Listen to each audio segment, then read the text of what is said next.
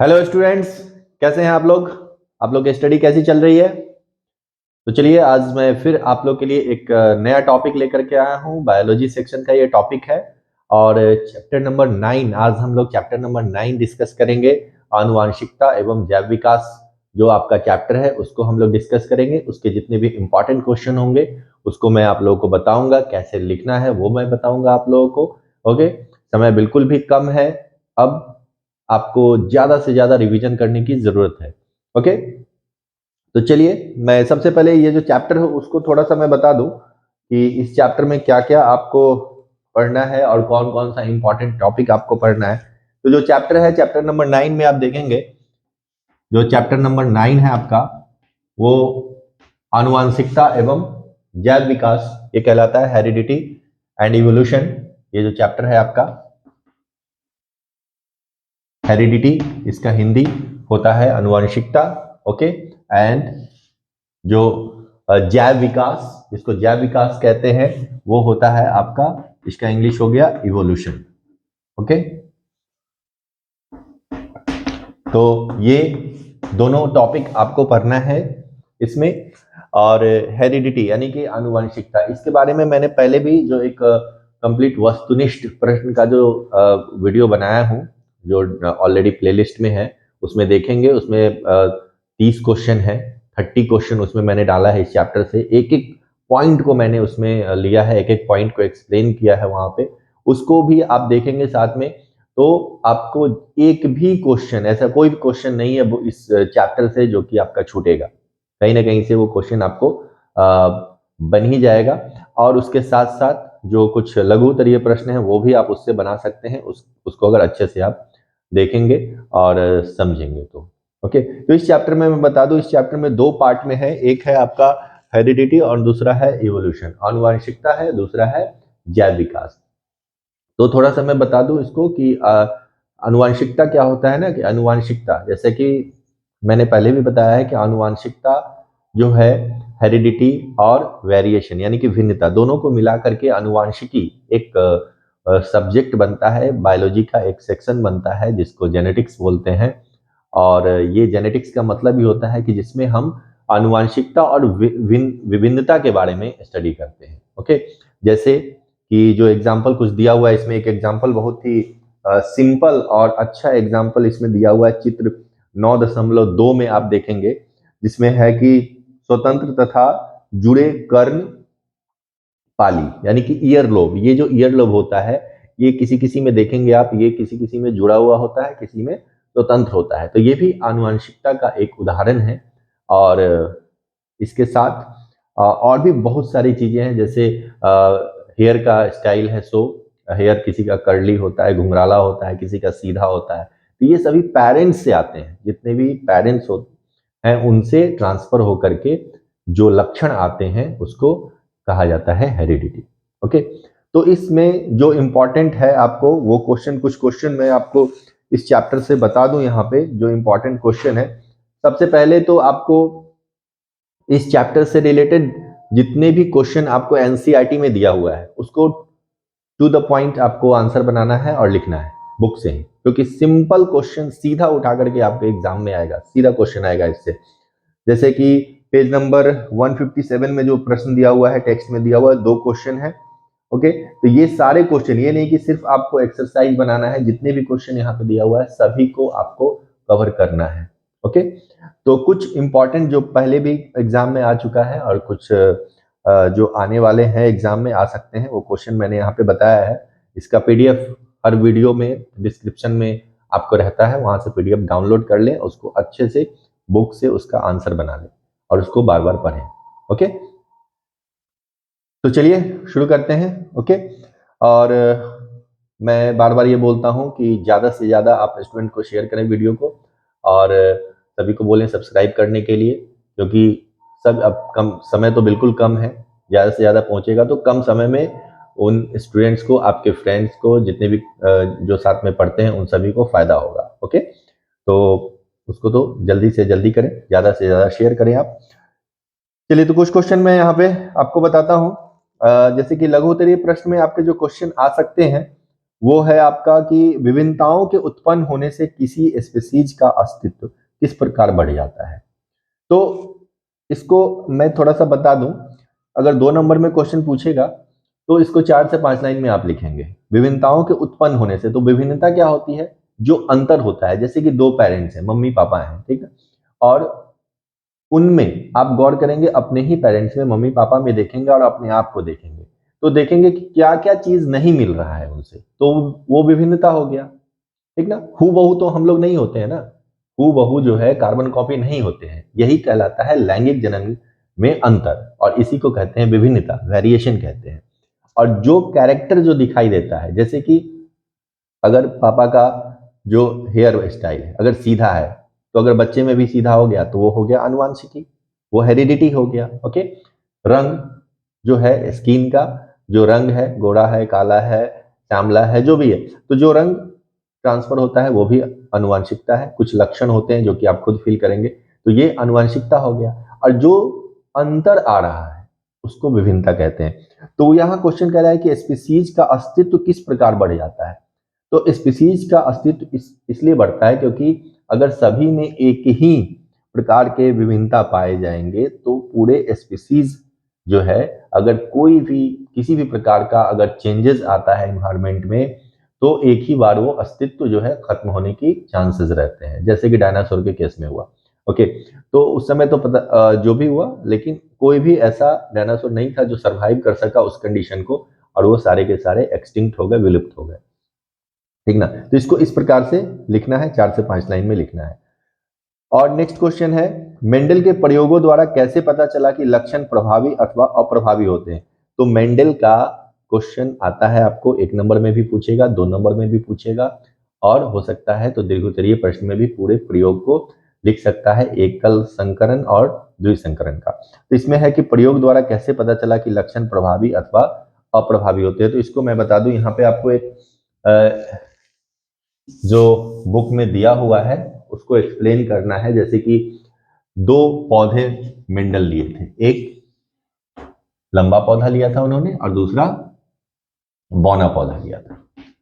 2 parent, दोनों को cross कराया और F1 जनरेशन में जो है वो पूरी तरह से यहाँ पे जो है, यहाँ पे कौन सा पौधा बना, तो ये जो प्लांट बना वो लंबा ही बना।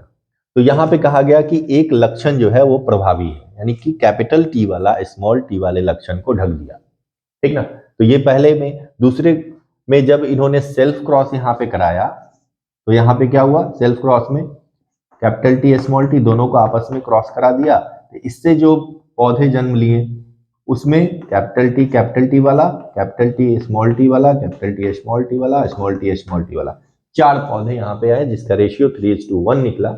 इसमें देखा आपने कि एक पौधा फिर से बौना हो गया, यानी कि यहाँ भी अपने प्रभाव को दिखाया सेकेंड जनरेशन में, लेकिन फर्स्ट जनरेशन में ये हुआ। ओके, तो इसको एक्सप्लेन करना है इसमें, इस क्वेश्चन में। तीसरा बहुत ही इंपॉर्टेंट है, रुधिर वर्ग कितने प्रकार के होते हैं, एक उदाहरण के साथ समझाइए, ठीक ना। तो अगर रुधिर वर्ग कितने प्रकार के सिर्फ क्वेश्चन आते हैं तो 4 प्रकार के होते हैं, आपको लिखना है। अगर उदाहरण देना होगा तो मैं यहाँ पे बता दूं कि उदाहरण कैसे दिया जाएगा। ओके,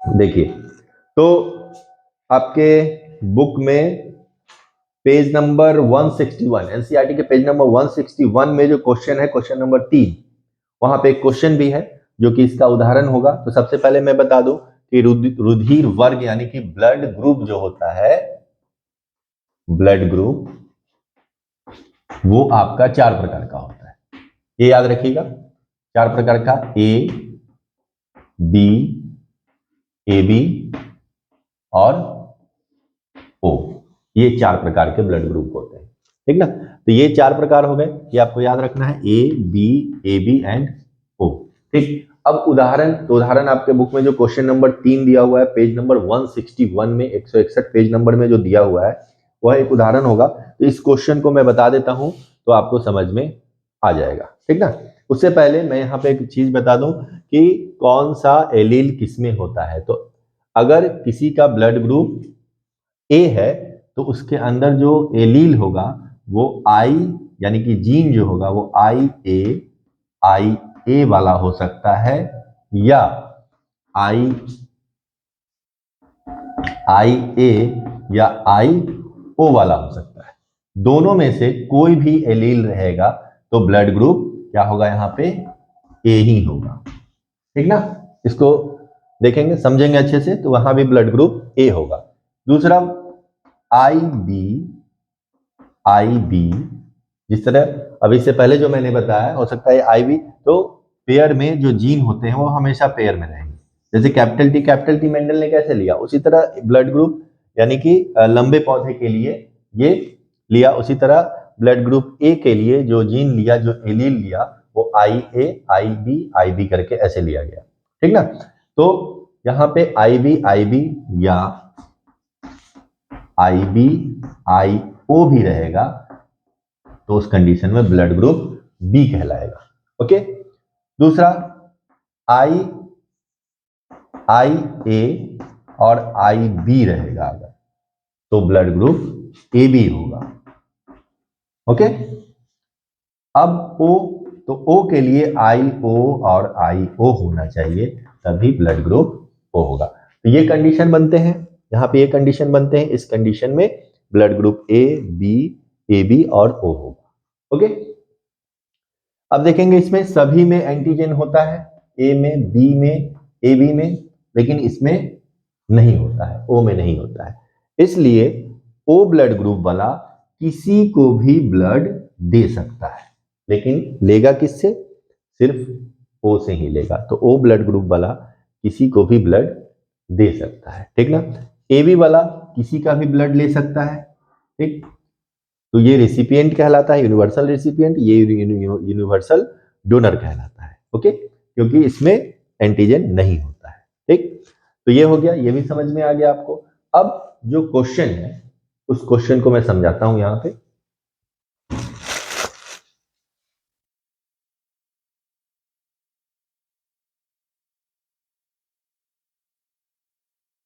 इस ब्लड ग्रुप से रिलेटेड क्वेश्चन अगर आपको एग्जाम में आएगा तो क्वेश्चन कह रहा है कि एक ए रुधिर वर्ग वाला पुरुष एक स्त्री जिसका रुधिर वर्ग ओ है से विवाह करता है, उनकी पुत्री का रुधिर वर्ग ओ है। क्या यह सूचना पर्याप्त है? यदि आपसे कहा जाए कि कौन सा विकल्प लक्षण रुधिर वर्ग ए अथवा ओ प्रभावी लक्षण है, अपने उत्तर का स्पष्टीकरण दीजिए। तो अब चलिए इस क्वेश्चन में क्लियर कर रहा है कि सबसे पहले लिखेंगे कि एक ए रुधिर वर्ग वाला पुरुष, तो जो पुरुष है उसका ब्लड ग्रुप कौन सा है, ए है। तो यहां हम लिखेंगे जो मेल है, मेल का सिंबल दे देते हैं, जो मेल है उसका ब्लड ग्रुप कह रहा है कि ए। ठीक ना, दूसरा कह रहा है कि जिसकी रुधिर वर्ग ओ है, पुरुष एक स्त्री जिसका रुधिर वर्ग, अब जो फीमेल है, जो स्त्री है, ये फीमेल का सिंबल है और ये मेल का सिंबल। ओके, तो इसका ब्लड ग्रुप है ओ। ठीक, और इससे जो संतान उत्पन्न हो रही है वो है क्या, लड़की है। ओके, और पुत्री का रुधिर वर्ग भी ओ है। तो यहां अगर हम डॉटर डी लिखते हैं, डॉटर का ब्लड ग्रुप ओ है। ठीक ना, तो अब क्या ये पर्याप्त है, सूचना पर्याप्त है? तो नहीं, यहां कंफर्म नहीं हो सकता है। कैसे? तो देखिए, इस कंडीशन में ब्लड ग्रुप ए है, पिता का अगर ब्लड ग्रुप ए है तो यहाँ पे एलील, अभी जस्ट मैंने लिखा था आई ए या आई ओ होगा, दोनों हो सकता है। ओके, और इसमें जो माता है यानी कि जो मदर है उसका तो ब्लड ग्रुप ऑलरेडी क्या है, आई ओ है। ठीक, ये तो कंफर्म है। तो इस कंडीशन में अब इसके पुत्री का ब्लड ग्रुप ओ हो रहा है, तो किससे मैच किया ये समझना है। तो पेरेंट में जो पिता है उसमें इस दोनों में से कौन सा एलील है, तो ये तो नहीं होगा क्योंकि ये डोमिनेंट है, कंप्लीट ए है, तो यहां पे नहीं होगा। यहां पे इसलिए नहीं होगा क्योंकि दोनों कंडीशन में ब्लड ग्रुप ए ही होगा, जब भी होगा तो ये वाला होगा। तभी तो एक एलिल इससे क्रॉस कर सकता है और इससे क्रॉस कर सकता है, ये कंडीशन बनेगा यहाँ पे। तो अगर आई ए वाले से किया तब तो आई ओ हो गया, फिर उस कंडीशन में ब्लड ग्रुप ओ होगा, ए होगा, सॉरी, तो ए होगा। तो ये तो ऑलरेडी यहाँ पे ऑप्शन दिया है कि ओ ही होना चाहिए, तो यहाँ पे आई ओ वाला आई ओ से जो है यहाँ पे क्रॉस किया, तब जाइगोट जो बना वो जाइगोट बना आई ओ वाला, तो ब्लड ग्रुप ओ हुआ। तो इसलिए जो सूचना दी गई है वो अपर्याप्त है, इसमें लिखा जाएगा कि नहीं सूचना अपर्याप्त है, इसमें 50-50% चांसेस है कि ए और ओ ब्लड ग्रुप होने का, क्योंकि पुत्री का ब्लड ग्रुप ओ दिया हुआ है, इसलिए जो पिता में जो एलील होगा वो आई ओ वाला होगा। क्लियर? तो इस तरह से इस क्वेश्चन को बनाएंगे, ठीक ना। चलिए, इस सभी पे मैं डिटेल वीडियो में बनाऊंगा, ठीक ना, उसको भी मैं अपलोड करूंगा, अभी तो कम समय में आपको समझना है। नेक्स्ट क्वेश्चन है, वे कौन से कारक हैं जो नई स्पीसीज के उद्भव में सहायक हैं? तो ये क्वेश्चन पूछेगा आपको, तो एग्जाम में लिखेंगे आनुवांशिक विचलन और दूसरा लिखेंगे प्राकृतिक वरण। Okay, genetic drift and natural selection, जो दो स्पीसीज के उद्भव में, नई स्पीसीज के उद्भव में ये दोनों फैक्टर काम करते हैं। और क्वेश्चन शॉर्ट में आ सकते हैं, जीवाश्म किसे कहते हैं? जीवाश्म किसे कहते हैं तो सिंपल आपको परिभाषा लिखना है, एक उदाहरण लिख देना है, ज्यादा इसमें कुछ नहीं। समजात अंग एवं समरूप अंग में क्या अंतर है, उदाहरण के साथ लिखना है, इस सब पे फोकस करेंगे आप। समजात अंग एवं समरूप अंग क्या होता है, जाति उद्भव क्या है, जाति उद्भव नए स्पीसीज का बनना जाति उद्भव कहलाता है। और जो क्वेश्चन है, अनुवांशिकी के जनक किसे कहा जाता है, ये ऑब्जेक्टिव में भी डाला है, मेंडल इसके हैं। एकल संकरण क्या होता है, इसको भी लिखना है, मोनोहाइब्रिड क्रॉस जो कि मेंडल का है ये। तो ये कुछ इंपॉर्टेंट क्वेश्चन आपको शॉर्ट क्वेश्चन के तौर पे आ सकते हैं। लॉन्ग क्वेश्चन में मानव में बच्चे का लिंग निर्धारण कैसे होता है, इस पे आपको ध्यान देना है कि मानव में लिंग निर्धारण कैसे होता है। जो बुक में आपका डायग्राम दिया है उस डायग्राम को याद रखना है और उसको 4 से 5 लाइन में समझा देना है कि किस तरह से एक्स वाई से क्रॉस करेगा तो क्या होगा, एक्स एक्स से करेगा तो क्या होगा। ओके, इसको आपको सिंपल बना लेना है, ठीक ना। मेंडल के प्रयोग से कैसे पता चला कि विभिन्न लक्षण स्वतंत्र रूप से वंशानुगत होते हैं, ये भी लॉन्ग क्वेश्चन में आ सकता है, ठीक ना, या इसको शॉर्ट में भी पूछ सकता है आपके। जैव विकास तथा वर्गीकरण का अध्ययन क्षेत्र किस प्रकार परस्पर संबंधित है, ये थोड़ा सा कॉन्सेप्चुअल क्वेश्चन है, थोड़ा सा समझने वाला क्वेश्चन है, तो ये क्वेश्चन पूछ भी सकता है आपको। अगर नहीं तो सिंपल पूछेगा कि जैव विकास किसे कहते हैं, उसको लिखना है, या इसका वर्गीकरण, जैव विकास में वर्गीकरण का क्या योगदान है, ये भी पूछ सकता है। एक क्वेश्चन, अलैंगिक जनन की अपेक्षा लैंगिक जनन द्वारा उत्पन्न विभिन्नताएं अधिक अस्थायी होती हैं, व्याख्या कीजिए। ये क्वेश्चन आ सकता है, ये सिंपल क्वेश्चन भी है, जो कि उदाहरण आपको बुक में दिया हुआ है, उस उदाहरण को लिख देना है। ब्रिंग वाला भी आपका जो ब्रिंग वाला एक उदाहरण है उसको, उस एक केस स्टडी को आपको समझा देना है, ठीक ना, कि अलैंगिक जनन की अपेक्षा लैंगिक जनन द्वारा उत्पन्न विभिन्नताएं अधिक अस्थायी होती है। तो ये कुछ इंपॉर्टेंट क्वेश्चन जो इस चैप्टर से मैंने निकाला है आप लोग को बता दिया है, इसको क्वेश्चन लिख लें, पीडीएफ ऑलरेडी वीडियो में रहता ही है, जो भी अभी मैं सेट बता रहा हूँ आपको वो सारे सेट का पीडीएफ ऑलरेडी वीडियो के डिस्क्रिप्शन में रहता है, वहां से डाउनलोड करें और क्वेश्चन को बना ले अच्छे से। ओके, कोई भी डाउट हो आप कमेंट बॉक्स में लिख सकते हैं, उसका मैं फिर से एक्सप्लेन कर दूंगा उसको। अभी कम समय है, बार बार बोल रहा हूं मैं, बहुत कम समय है, अच्छे से अच्छे आप से तैयारी करें और बस एक ही बुक पढ़ें, जो आपका टेक्स्ट बुक है एनसीईआरटी उसको ही पढ़े, ज्यादा इधर उधर आपको पढ़ने की जरूरत नहीं है, बस मेन बुक को पढ़ें, उससे क्वेश्चन आंसर बढ़ाएं और उसी को बार बार रिवाइज करें, 2 बार 3 बार 4 बार 5 बार जितनी बार हो सके एनसीईआरटी बुक को ही पढ़ें, उसी को फॉलो करें, उसी के लैंग्वेज को एग्जाम में लिखें। अगर आपको अच्छे नंबर लाने हैं तो अच्छे मार्क्स ऑब्टेन करने हैं और कोई बुक पढ़ने की जरूरत नहीं है, सिर्फ आपका जो टेक्स्ट बुक है उससे पढ़ें, सेम क्वेश्चन आपके एग्जाम में आएगा, कोई ज्यादा चेंजिंग नहीं होता है। हाँ, सेंटेंस कुछ चेंज हो सकता है लेकिन क्वेश्चन आपका हूबहू रहता है। तो चलिए इसको पढ़िए अच्छे से। नेक्स्ट वीडियो मैं जल्द ही अपलोड करता हूँ आपको, जो कि लास्ट होगा इस चैप्टर का, इस बायोलॉजी सेक्शन का। एक और 2 चैप्टर है उसको मैं एक ही में बना दिया हूँ क्वेश्चन, उससे भी 4-5 नंबर के क्वेश्चन पूछे जाते हैं हर साल, 5 या 6 नंबर, मैक्सिमम 6 नंबर, 7 नंबर, उससे ज़्यादा नहीं पूछेगा उससे। तो आपके एग्जाम में वो भी इम्पॉर्टेंट है, और इन्वायरमेंटल साइंस है वो, पर्यावरण विज्ञान, वो भी पढ़ना जरूरी है। तो उस चैप्टर को मैं नेक्स्ट वीडियो में आपके लिए लाता हूँ। चलिए पढ़ते रहिए और अच्छे से तैयारी कीजिए। Okay, thanks for watching.